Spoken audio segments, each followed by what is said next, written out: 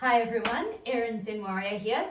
So, as part of our yoga challenge and as part of the side bending comments I was making last week, I wanted to do a side bending video. Today I wanted to give you two, because I've been a little slack with my videos, so I wanted to give you two options. One is like a nice, subtle, easy for anyone kind of side bend. And the other one, which is going to be banana asana, and the other one is like a revolved head to knee pose, which is one of my favorites. They both are really. But I'm going to show you like quite a more advanced version for the more bendy, but I am going to show you a way that anybody can do it. So the first one is your banana asana. You're going to lie down in a big star. You're going to shuffle one foot over to the other foot so that you're starting to side bend as a banana. Then you're going to shuffle your hands and your shoulders over to the same direction, probably grabbing that top arm. So now I've got a big side stretch down here. Now what I enjoy about this posture is that it actually does show me where I'm tight in other places. So for example, my arm here wants to pop up, and that's because actually this is one of my weaker mobility areas. So that might show me also that I need to do some work on that area for later. And then on that bottom leg there, to advance it, I'm going to cross the leg. So now I've got this big side bend down here. Now remember earlier last week I was saying about how side bending is essential for basically digestion and lower back, so the health of your lower back. So your large intestine is actually knitted into the fascia of your like internal side muscular wall through here. So in order to stretch it out and keep it in good health, you do need these postures. In order to walk in fat, I'm just going to change to the other side. So I take my legs, take everything back into the star, I shift it to the other side, shuffle everything over, grab and lock. You don't have to cross that foot, by the way. So in order to develop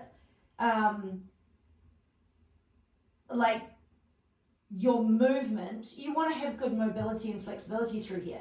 Now, apes, in order to walk, do a lot of lateral flexion. So, and because they are our ancestors, I say that worrying about anyone who disagrees, because they are our ancestors, lateral flexion is a huge part of our walking and our running and all of our movements. So we might, if you're very fit and active, you may find that you use this area all the time. So it's nicely tuned, but it also might be tight.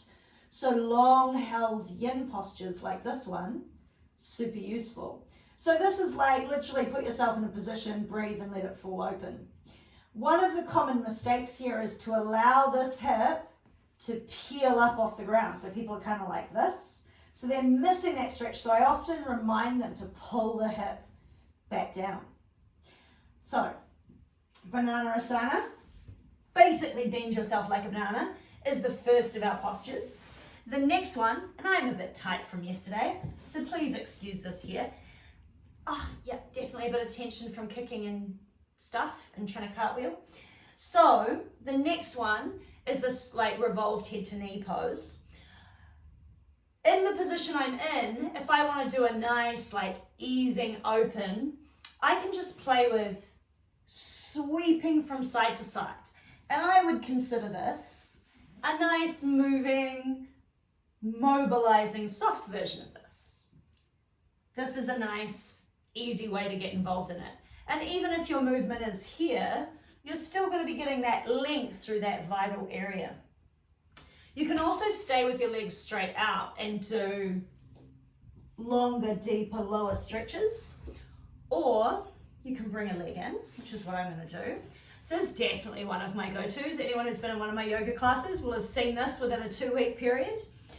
So from here, I can do an easier version by just putting this hand on the ground. And then I'm going to take this arm up, reach it up, and actively lean it over, trying to rotate my chest upwards. With this bottom hand, I can leverage off the leg. If you're a bit bendier, you may find an elbow is better.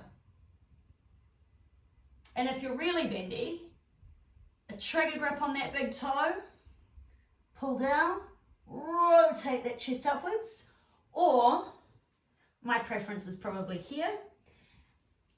And I'm still going to use that bottom arm to rotate up, over, stretch.